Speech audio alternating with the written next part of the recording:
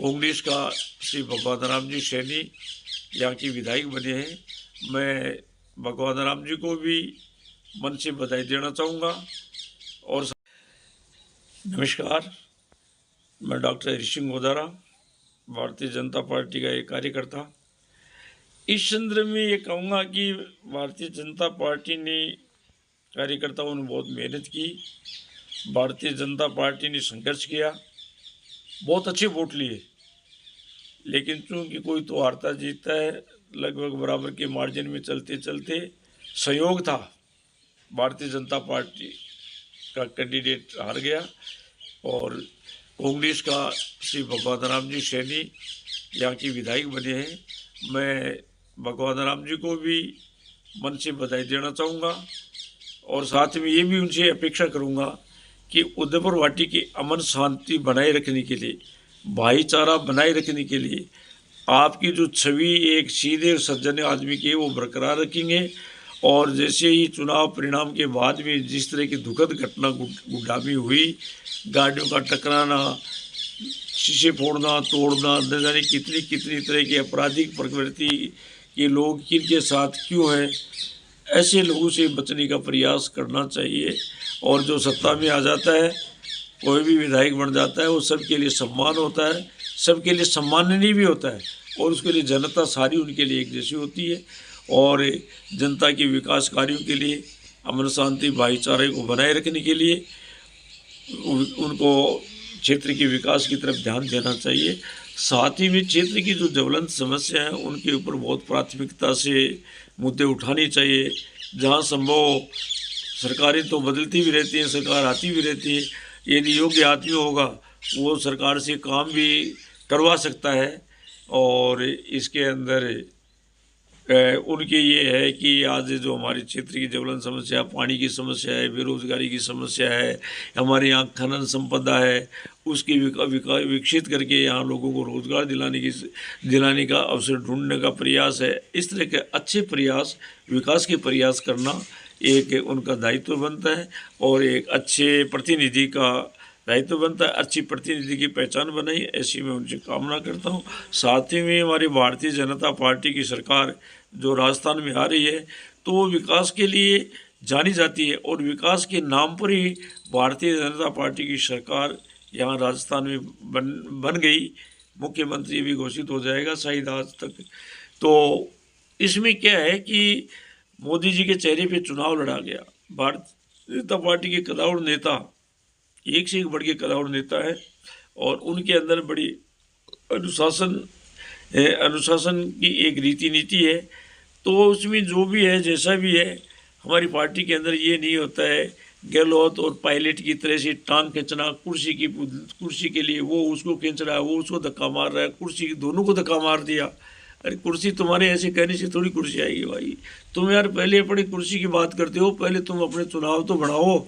चुनाव तुम्हारा है नहीं, तुमने टोटल मुफ्त की रेवड़ियाँ बांट करके क्या क्या योजनाएं ला रहे हो, इम्प्लीमेंट करने तुम्हें थी नहीं, इसी लोगों को प्रलोभन देने के लिए न जाने क्या क्या आपने काम किए।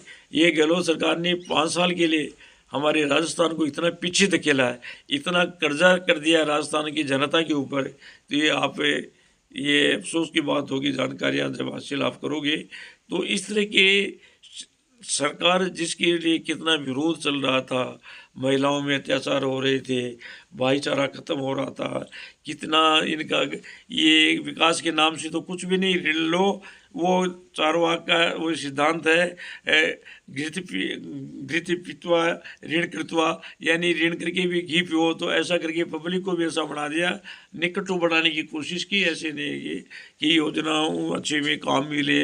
अब क्या कहेंगे, राज्य में आपकी है जो बीजेपी सरकार है वो फुल बहुमत के साथ आई है, क्या कहेंगे?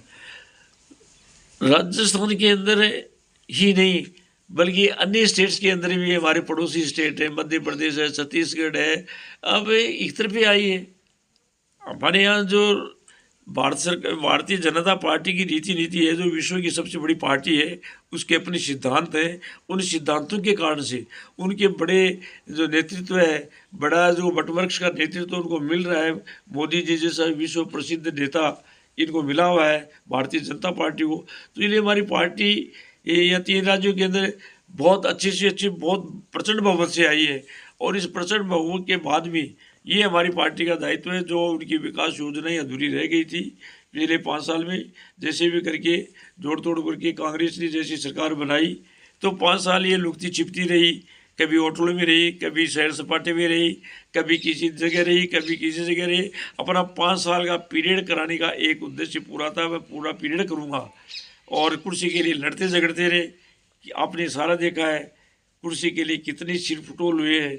कहीं है जो होटलों में छुप रहे हैं, कहीं किसी जगह पर्यटक स्थलों में जा रहे हैं, कोई विरोध करके भाग रहा है, कोई वापस मना करके आ रहे हैं। तो काम करने का तो फुर्सत ही नहीं था। हमारे यहाँ सुनिश्चितता के साथ में सुशासन दिया जाएगा, सुशासन दिया जाएगा, विकास का काम होगा और जनता खुशहाल बनाने के लिए सब तरह की जो कमियां इस सरकार में 5 साल देखी है, उनको छुपाने के लिए, उनको ढकने के लिए, उनके गलत कामों को सरकार रद्द करेगी। और जो ये परीक्षा की जो मुद्दा सबसे बड़ा ज्वलंत मुद्दा था, हमारे युवाओं को बेरोजगार के साथ जो अन्याय था, आप देखिए जो एजेंसी चयन करती है, वही एजेंसी के जो मालिक बने बैठे हैं, उनकी जिनकी जिम्मेदारियाँ होती हैं, वो जेलों में बैठे हैं। अरे भाई, ये जेलों में बैठे हैं। चाहे वो ये आपका टीचर परीक्षा हो जो बोर्ड करवाता हो, चाहे ये आपका जो आपका कर्मचारी चयन करवा रहा हो, आरपीएससी करा दो। आरपीएससी का इतना एक गरिमा थी, आरपीएससी का एक इतना बड़ा एक नाम था। राजस्थान की आरपीएससी एक बहुत बड़ी जानी मानी संस्था थी, उसके अंदर कितना घपला हुआ है, क्या क्या नहीं हुआ है, कितने अत्याचार हुए हैं, कितनी अन्याय हुए हैं, कितनी रिश्वतखोरी हुई है, पैसे के बल के ऊपर किन किन को अधिकारी बना दिया। आप देखते हैं कि गांव के अंदर 100 थानेदार बन जाते, क्या मजाक बना लिया। पेपर लीक होते हैं, पेपर जो बनाने वाले जिसके पेपर की जिम्मेदारी होती है, जो क्या है जिस खेत की रुखाली करने के लिए चौकीदार छोड़ा जाता है, वो चौकीदार ही खेत की बाढ़ उखाड़ रहा है। तो क्या है कि जब खेत को बाढ़ खाने लग जाए तो खेत कहाँ से रहेगा। तो कहाँ हमारे युवाओं के साथ कितना बड़ा अन्याय होता है। इसी की सज़ा मिल रही सरकार को। इस सरकार को अब पीएससी के मेंबर चेयरमैन क्या क्या जेल में पड़े हैं, चुनाव आयोग के जो बोर्ड के चेयरमैन सारे कितनी अन्याय इंडस्ट्री से हमारे युवाओं के साथ क्या आत्मा कितनी रो रही है। उन्हें विद्यार्थियों की जिनके माँ बाप बड़ी मुश्किल से उनको कोचिंग आप करवाया। क्या कहेंगे अभी उदयपुर पार्टी से जो कांग्रेस का विधायक बना है भगवान राम सैनी, उनको लेकर क्या कहेंगे? भगवान राम जी सैनी को देखो अभी देखने परखने का मौका मिलेगा। हालांकि अच्छे आदमी नज़र आते हैं, लोग वहाँ सभी कहते हैं बहुत सज्जन हैं, शरीफ हैं, अच्छे हैं, पढ़े लिखे हैं। तो एक हमें इनसे आशा करते हैं ये अच्छे ही साबित होंगे। मैं तो कहता हूँ और कुछ हो या नहीं हो, भाईचारा बना दिए, एक दूसरे के साथ बैठने वाला प्रेम सौहार्दपूर्ण वातावरण बनाई और विकास की बात कराई। इनके पास में क्या है कि कोई आपका किसी भी तरह का भेदभाव नहीं करके जनता को अपनी जनता समझ करके, अपना परिवार समझ करके, चाहे जो वोट दिया हो चाहे वोट नहीं दिया हो, सबको एक समझ करके, और ऐसा हम आशा रखते हैं ये नए विधायक बने, उनका आगे भी क्या पता कैसा अच्छा कैरियर हो। इसलिए क्या है कि ये बड़ी सोच समझ के जिनको पाँव उठानी चाहिए। पहले देख चुके हैं, उन्होंने खुद नहीं देखा है। पहले का हमारे यहाँ उदयपुर वाटी का जो क्या वातावरण बना हुआ था, उस वातावरण के अंदर सुधार करें, तब हमारी उदयपुर वाटी का भविष्य उज्ज्वल मानेंगे। अन्यथा तो वो ये देरगर्दी भी चलता रहा पिछले 15-20 साल से, उसके अंदर सुधार की अपेक्षा करते हैं। आदमी को ठीक बताते हैं और यदि ठीक अपनी जब बताते हैं इस नाम से वोट भी मिले, भाई अच्छा आदमी है, सीधा आदमी है, भला आदमी है, इस भावना के लिए उसको वोट मिले। नहीं तो भारतीय जनता पार्टी उनसे 10,000 वोट आगे जाने वाली थी, लेकिन इसकी शराफत के नाम है। तो इसका जैसे जो इसको लाभ मिला है, इसके ऊपर इसको जो लाभ मिला है उसका पब्लिक को भी लाभ मिलना चाहिए। मैं तो यही कहूँगा इनसे।